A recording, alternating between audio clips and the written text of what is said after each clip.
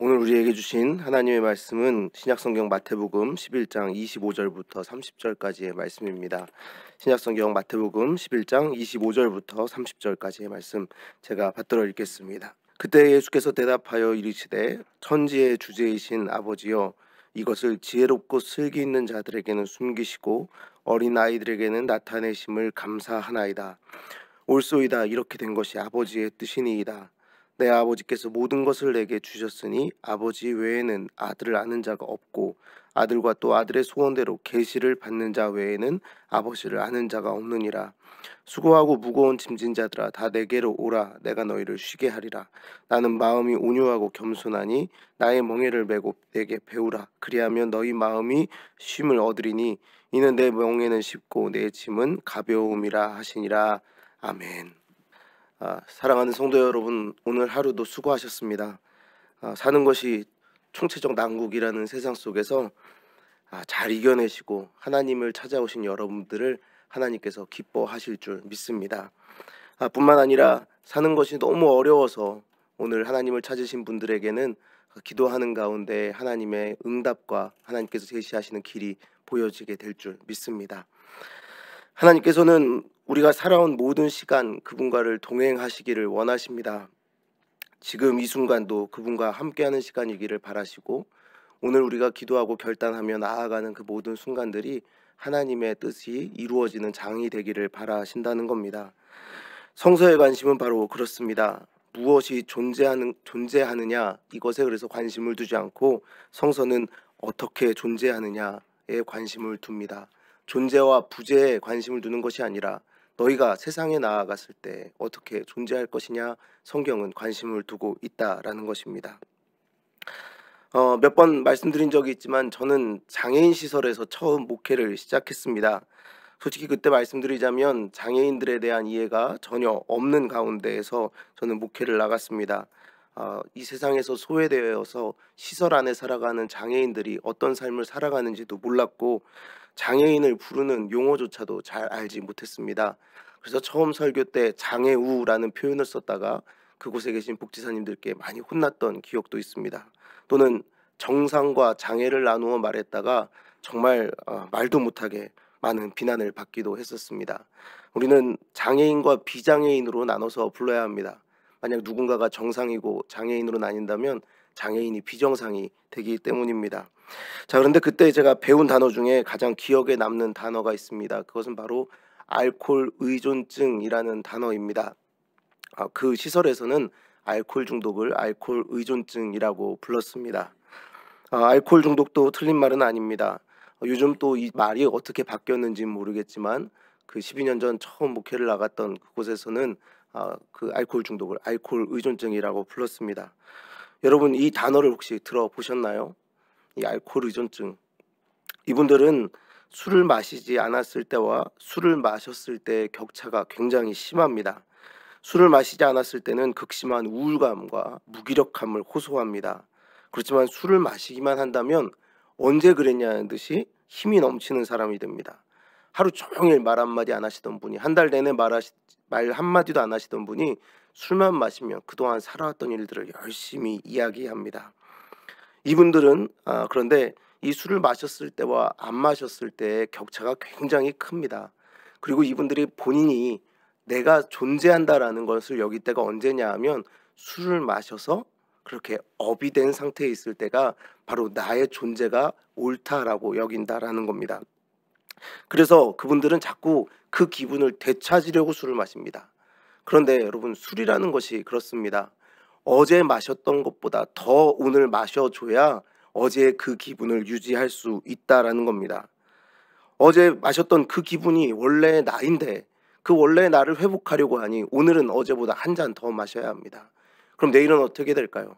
원래의 나를 회복하기 위해서는 어제 마셨던 것보다 두 잔 더, 세 잔 더, 네 잔 더 이렇게 마셔야 하는 겁니다. 오늘의 이 무기력함과 우울을 떨쳐내기 위해서는 그분들은 계속해서 술에 의존해서 살아가야 합니다. 그래서 그것을 알코올 의존증이라고 부릅니다. 원래 내가 생각하는 존재를 만들기 위해 술을 마셔야 하는 사람들.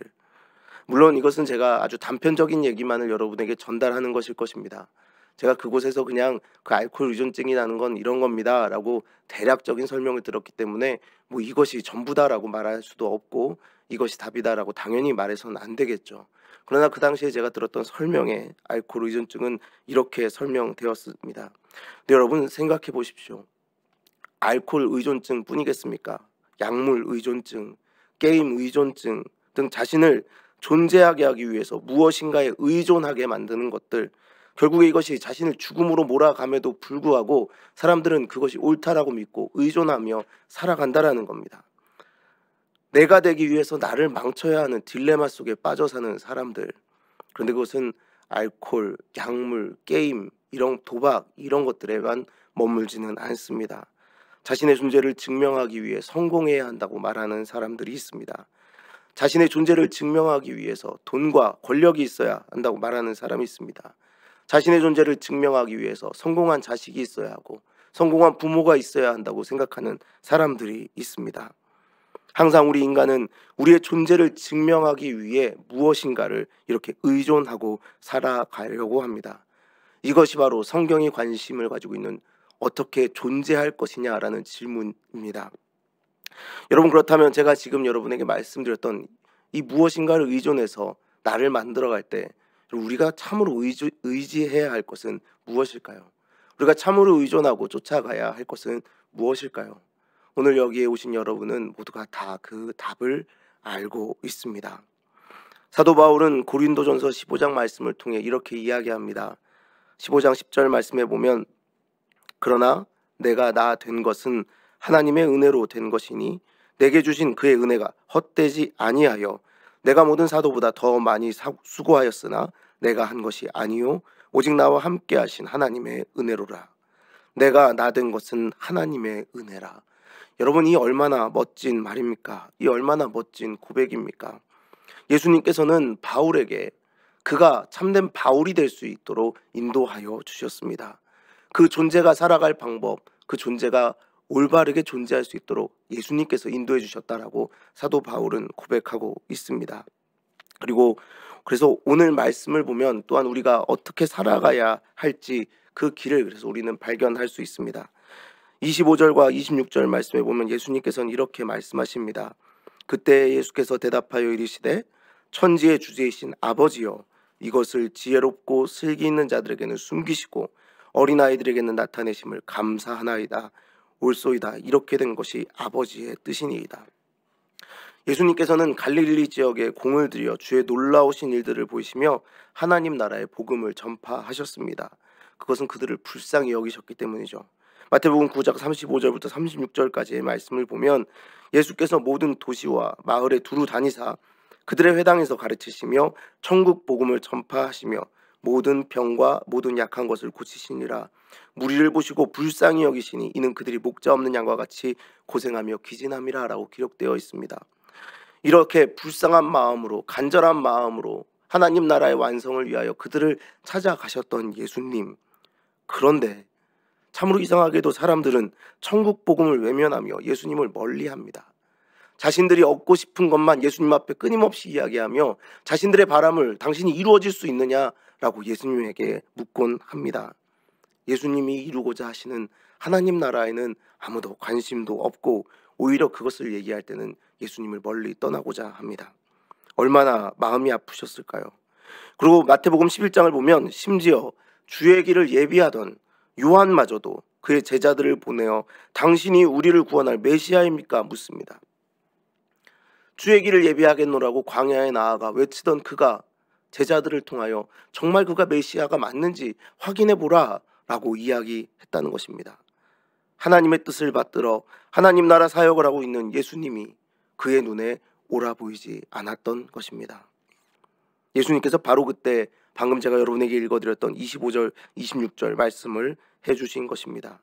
천지의 주제이신 아버지여 이것을 지혜롭고 슬기 있는 자들에게는 숨기시고 아이들에게는 나타내심을 감사하나이다. 지혜롭고 슬기 있는 자들에게는 숨기시고 어린 아이들에게는 나타내심. 여러분, 저는 이것을 보며 아기들의 모습을 생각해 보았습니다. 여러분, 아기들이 존재할 수 있는 것은 철저하게 그 부모의 두 손에 의해서입니다. 부모의 두 손에 모든 것을 의존하는 아이들, 의지할 지혜도 없고 슬기로움도 없고 능력도 없고 권력도 없고 물질도 없습니다. 알코올에 의존한다는 것이 무엇인지, 약물에 의존한다는 것이 무엇인지, 도박의 재미가 무엇인지 그들은 잘 알지 못합니다. 아니, 전혀 알지 못합니다. 오직 그들이 의지하고 있는 것은 바로 부모의 두 손뿐입니다. 그들이 존재할 수 있는 바, 그것은 부모의 마음이 담긴 그 사랑의 두 손뿐인 것이죠. 마음대로 굴러다녀도, 마음대로 원하는 것을 하더라도 부모의 마음부터 나오는, 그 사랑의 마음으로부터 나오는 두 손이 그들을 붙들어 매줄 것임을 아기들은 믿고 있습니다. 그 모습 그대로 바로 예수님께서는 우리에게 예수님을 의존하라 말씀해 주신 것입니다. 너희의 지혜롭고 슬기로움, 이 세상의 것들을 의존하는 것이 아니라 아기처럼 하나님의 드러내시는 바, 계시하시는 바를 믿으라 라고 예수님께서는 말씀해 주시는 것이죠. 여러분, 인간은 무엇인가를 의존하고 살게 되어 있습니다. 눈에 띄는 알코올 의존증, 약물 의존증, 도박 의존증, 이런 것 아니더라도 우리는 분명하게 무엇인가를 의존하고 있습니다.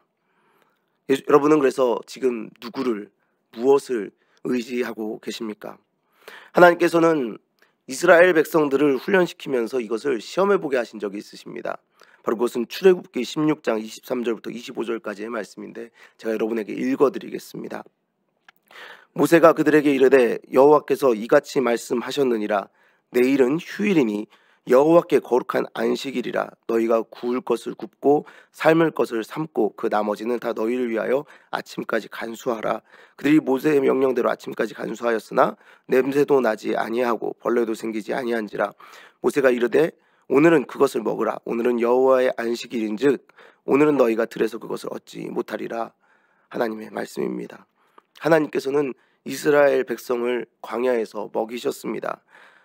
그런데 안식일날, 심지어 그동안 먹였던 하늘에서 내려오는 것, 그것을 끊겠다라고 하나님은 말씀하신 것입니다.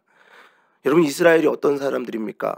일하지 않으면 굶어야 했던, 그들의 생명을 내어놓아야 했던 노예 출신입니다. 그런데 하나님께서는 그것을 깨트리시겠다라고 말씀하신 것입니다. 하나님이 만드신 안식일까지 일해야 했던 노예들에게 너희를 창조한 하나님이 날 믿고 오늘 하루 쉬어라 라고 하나님이 말씀하신 것이죠. 하루도 쉬지 않고 일해야 살던 노예의 삶을 벗어나서 하나님만을 의지하면 먹이시는 그 은혜를 경험하게 될 것이다. 하나님 말씀하셨습니다. 그리고 하나님은 그 약속을 지키셨습니다. 믿는 이들은 바로 그 약속 안에 살아가는 자들입니다. 그러나 여러분, 우리의 모습을 돌아보십시오. 오늘 우리는 무엇을 의지하며 살고 있습니까? 여러분은 무엇을 의지하며 살아가셨습니까? 우리는 누구의 소유된 사람입니까? 저에게 물으신다면 저는 분명하게 예수님께 의존한 사람입니다.